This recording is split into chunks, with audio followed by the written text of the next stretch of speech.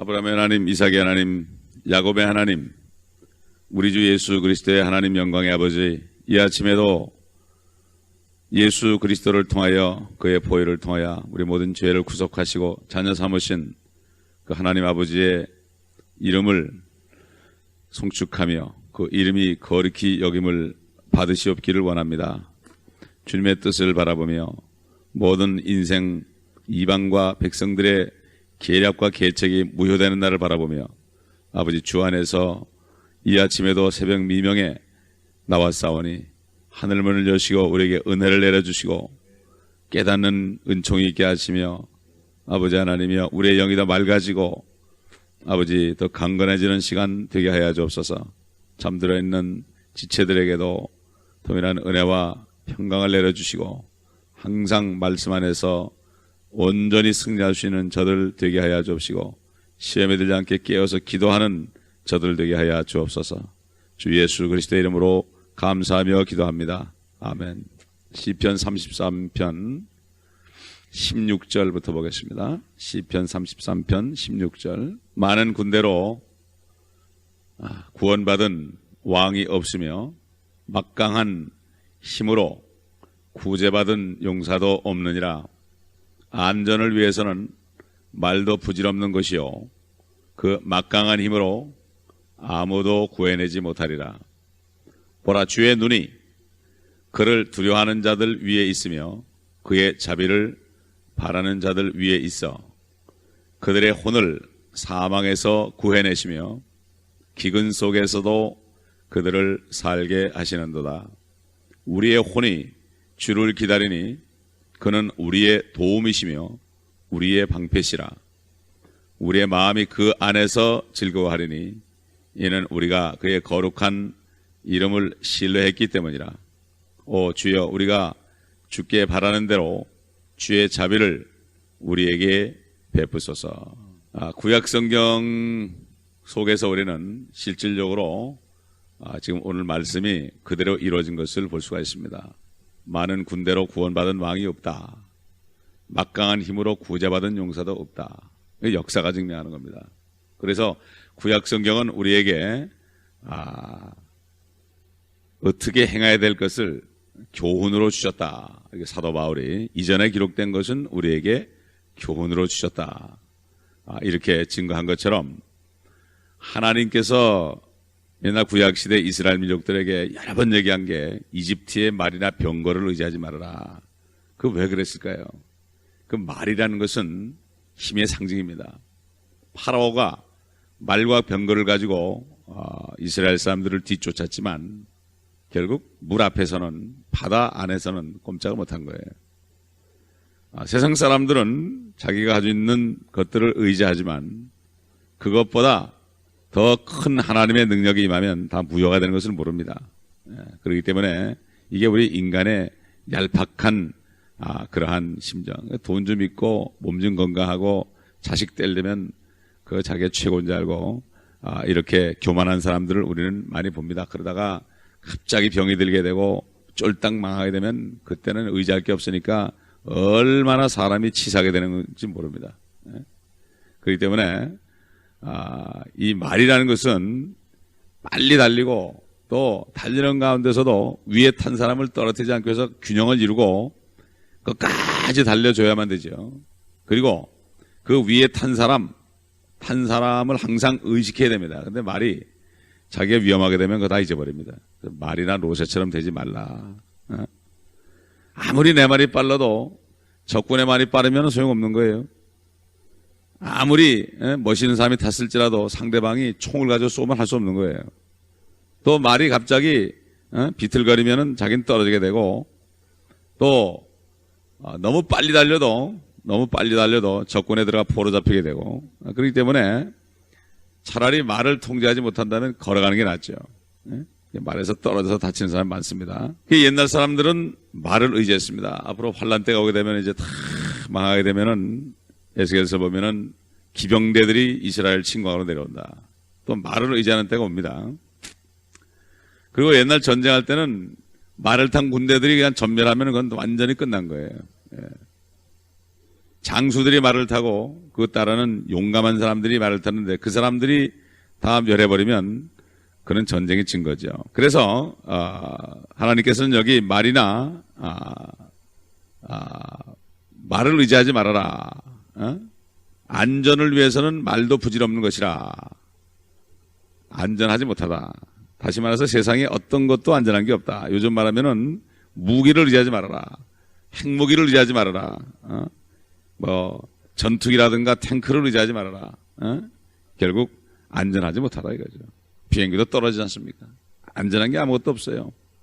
그래서 찬송시에 피난처 있으니 환난을 당한 자 이리 오라. 피난처는 주님밖에 없다. 그래서 19절을 보게 되면은 그들의 혼을 사망에서 구해내시며 기근 속에서도 그들을 살게 하시는다. 구해내시는 거, 끄집어내시는 거. 우리의 혼은 사망과 지옥으로부터 끄집어내시고 우리 육신이 사는 동안에 기근으로부터 구해내시는 하나님. 엘리야 같은 경우가 예죠. 그렇기 때문에 이 모든 거 구해내는 것, deliverance, 구원은 하나님께로부터 오는 거지 어떤 강대국으로부터 오는 게 아니죠. 이스라엘 민족들이 항상 하나님께 범죄할 때마다 이집트를 의지했고 바벨론을 의지했고 또 아시리아를 의지했고 그렇기 때문에 그들이 큰 낭패를 당한 것을 우리가 볼 수 있죠. 다윗도 사무엘하 18장 1절에 보면 사탄이가 그의 마음을 참 흔들어서 속였을 때 제일 먼저 한 게 뭡니까? 그 백성의 수를 셌습니다. 계수했습니다. 이건 뭔가 하면은 야 우리 군대가 이렇게 100만이 넘는다. 이런 그 당시에 엄청난 군대를 가지고 있었죠. 다윗이 그 당시에 세계 제게 강국에 있으니까 다윗은 어느 날 교만해지니까 숫자를 세기 시작했습니다. 숫자를 세기 시작했죠. 오늘도 보면 교회들이 교세가 얼마나 됩니까? 교세는 나오는 사람이에요. 교세가 얼마나 됩니까? 이렇게 하고 잘못하다 보면은 거기에 유혹을 받을 수 있는 거죠. 그래서 엄청난 재앙을 당했죠. 다윗이 세 가지 참 초이스를 줬지 않습니까? 다 뭐 정말 굉장한 재앙 아닙니까? 전염병이 돌아서 전염병을 택했죠. 그래서 결국 많은 사람이 죽었죠. 또 막강한 용사로 구제받은 용사도 없다. 삼손 같은 사람도 여자에게 꾀임 받아가지고 결국 하나님의 말씀에 불순종했을 때 그는 뭐 힘없는 존재가 되어버렸습니다. 어떤 사람도 의지할 수 없어요. 그래서 성경에 주님께서 너희는 지도자라 칭함을 받지 말아라. 그 사람 지도자 돼봤자 소용없는 거예요. 주님만이 지도자. 지도자는 한 분이시다. 지도자는 한 분이시다. 그렇기 때문에 우린 다 주님 앞에 겸손하게 무릎을 꿇어야 됩니다. 어느 누구도 지도자가 될 수 없습니다. 어느 누구도 막강한 용사가 될 수 없습니다. 그도 시험 받아서 떨어지면 아무것도 아니에요. 아무것도 아닙니다. 말씀을 증거하는 종들도 강단에서 내려오면은 그 아무것도 아니죠. 여기서 하나님의 말씀만 대언하는 거죠. 더 무서운 거죠. 많이 선생되지 말아라 그랬습니다. 잘못 가르친 바에 차라리 가르치지 않는 게 낫죠. 더 선생된 자들이 더 심판을 받을 것이다. 더 심판을 받을 것이다. 그런데도 그건 모르는 거예요. 하나님의 말씀이 들리지 않는 거예요. 산헤립, 아시리아 그때 최대 강국인 산헤립이 이끄는 그 군대 18만 5천 명도 그 힘센 용사들 얼마나 강군들입니까? 그 당시에 아시리아 싸움을 좋아하는 민족이었습니다. 그 민족이 까불다가 천사 하나에 의해서 하룻밤에 전멸을 당하고 싹 죽임을 당한 역대하 32장에도 나오고 11개에도 나오죠. 그렇기 때문에 어떤 것도 의지할 게 없습니다. 그래서 하나님의 자녀들이 왜 환난이 옵니까? 하나님이 왜 다른 것을 의지하면 쳐버립니다. 쳐버리는 거예요. 그래서 이사야서 3장에 보게 되면은 분명히 말씀했죠. 우리한테 유다와 이스라엘이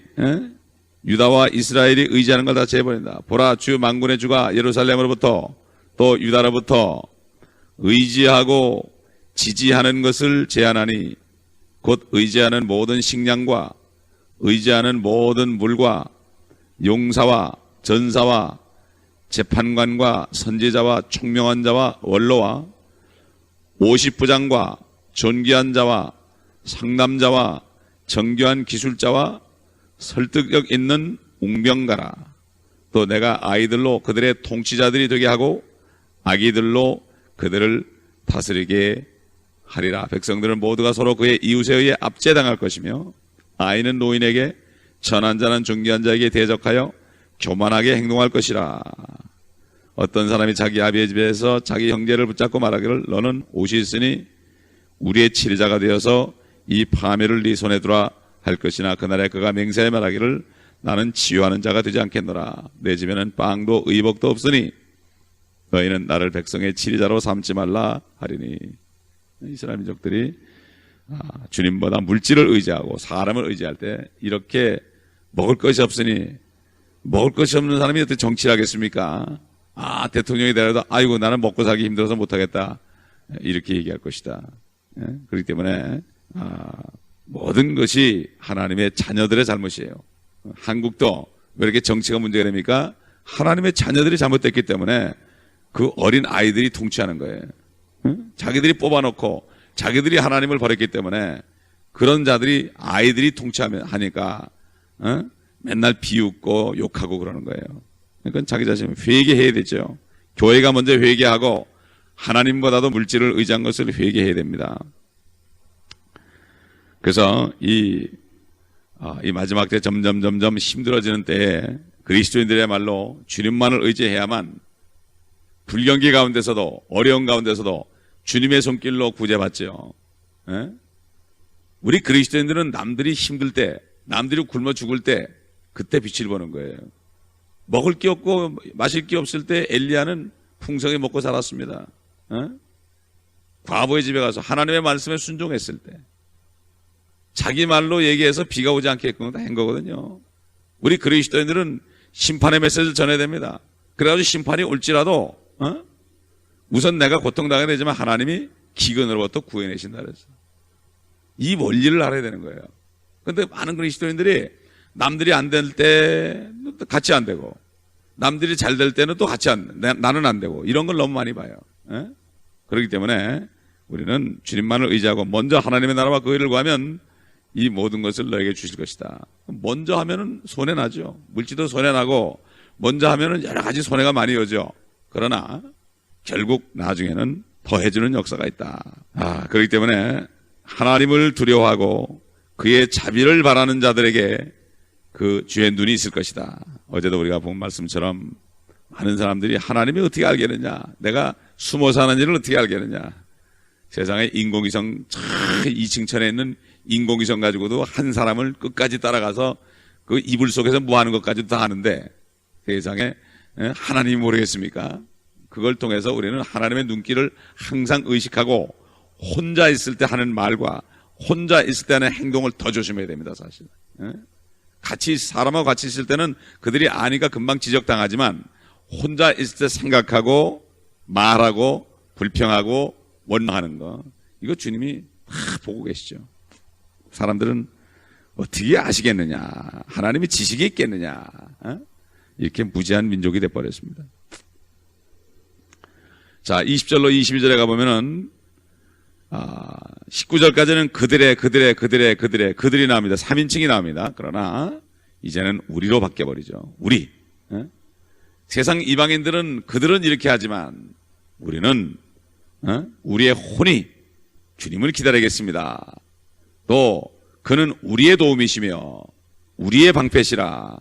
우리의 마음이 즐거워하노니 우리가 신뢰했기 때문이라.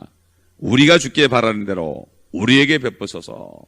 다윗은 자기 개인 기도로 시작해서 결국은 이스라엘을 위한 중보 기도로 항상 마쳤습니다. 중보 기도. 마찬가지입니다. 우리도 개인적으로 기도하다가 결국은 중보 기도로, 감사 기도로 끝을 마쳐야 됩니다. 그래서 우리는 끝까지 주님을 기다려야 됩니다. 주님을 먼저 기다리고 있어야 돼. 될 때까지. 그리고 그분 안에서 즐거움을 취해야 됩니다. 그분 안에서 어떻게 취합니까? 주님께서 너희가 내 안에 거하라. 너희가 내 안에 가고 내 말에 거하면 열매를 맺을 것이다. 내가 너에게 이런 말을 하는 것은 너희 안에 내 기쁨이 있어 너희 기쁨을 충만케 하려 함이라. 주 안에 있으면 어떻게 됩니까? 주님을 증거하게 되어 있죠. 주 안에 있으면. 그래서 그분 안에서 즐거워한다. 그리고 그분만을 바라야 된다. 21절에 우리의 마음이 그 안에서 즐거워하리니 이는 우리가 그의 거룩한 이름을 신뢰했기 때문이다. 주님만을 믿을 때 결국 즐거움이 오는 거죠. 그래서 자비를 우리에게 베푸소서. 결국은 우리는 주님의 자비를 평생 동안 우리는 의지해야 됩니다. 시편 23편에 선하심과 자비하심이 나를 정령 따르니 내가 주의 전에 영원히 구하리로다. 평생 동안 주님의 선하심과 자비하심이 우리를 따르도록 항상 기대하면서 주 안에 주님만을 신뢰하면서 살아야 됩니다. 그렇지 않으면 간음하는 게 되죠. 영적 간음이 됩니다. 그렇기 때문에 하나님께서는 이 다윗을 내 마음에 합한 자라고 했습니다. 다른 거 없습니다. 우리는 주님께 드릴 게 뭐가 있습니까? 마음을 온전히 드리면 됩니다. 마음만 온전히 드리면 되는 거예요. 마음속에 상상과 생각을 주님께로만 향하면 되는 거예요. 그러면 주님이 모든 것을 다 책임지십니다. 바로 이러한 온전히 드리는 이 예배가 주일날 와서 뭐 예배 1시간 드리는 게 예배가 아니가. 그것도 물론 예배지만은 마음을 드리지 않고 그러면 소용이 없는 거예요. 삶 속에서 우리는 항상 24시간 주님의 임재를 잃어버려서는 안 됩니다. 딴 생각해서는 안 된단 말이에요. 되게 보면은 항상 주님을 의지하는 사람은 주님이 나 입에서 자연적으로 나오는 거예요. 주님이 나오게 돼 있는 거예요. 안 나오는 거 이상하죠. 에? 기쁘나 즐거우나 뭐 일이 잘 되거나 안 되거나 주님 이런 말이 나오는 거예요. 기도하겠습니다. 아버지 하나님, 주님만이 피난처시여 요새여 또 우리의 방패가 되시나이다. 주님의 선하심과 자비하심이 없으면 우리는 아무것도 아닙니다. 아버지 하나님, 주님만을 신뢰합니다.